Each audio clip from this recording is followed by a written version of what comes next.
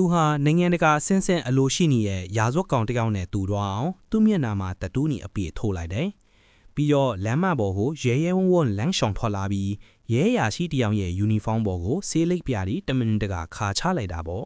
။ရဲတွေကသူ့ကိုဖမ်းဆီးလိုက်တဲ့အခါသူအိတ်ကက်ထဲမှာအတူးလုပ်ထားတဲ့ passport တစ်ခုကိုတွေ့သွားကြတယ်။ဒါဟာသူ့လိုချင်တဲ့လမ်းစာမယ်။ဒီလိုနဲ့အာသာဟာမလေးရှားနိုင်ငံရဲ့လုံခြုံရေးအကျက်ဆုံးထောင်အီစီကိုအောင်မြင်မြင်နဲ့ထိုးဖောက်ဝင်ရောက်နိုင်ခဲ့တယ်။သူ့ရဲ့ဖြစ်မှတ်ကတော့နမဲကျော်လက်နက်မှောင်းကိုတမားကြီးကိုရှင်းလင်းကိုပဲဖြစ်ပါတယ်။ထောင်ဝင်ခွင့်စစ်ဆေးတဲ့အခါမှာလဲအာသာရဲ့လက်နက်တွေကအဖြစ်ပြောစရာမရှိအောင်ရုပ်ဖြတ်ထားနိုင်ခဲ့တယ်။ Micro C4 ဖောက်ခွဲရေးပစ္စည်းတွေကိုပြီးကေးအဖြစ်စနက်တန်နဲ့ခြေရာခံဆက်ကိုဆေးလိပ်ထဲမှာ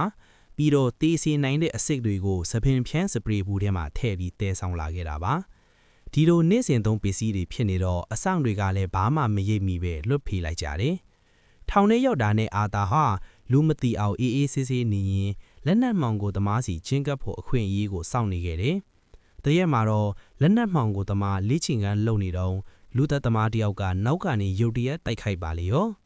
အဲဒီလိုအရေးကြီးတဲ့အချိန်မှာအာသာကလင်းမြန်စွာပဲဝက်ဦးလေတစ်ချောင်းကိုကောက်ကင်ပြီးလူသက်သမားစီကိုပစ်ပေါက်လိုက်တဲ့အတွက်လက်နက်မှောင်ကိုသမားရဲ့အသက်ကိုကယ်တင်နိုင်ခဲ့တယ်။လက်နက်မှောင်ကိုသမားက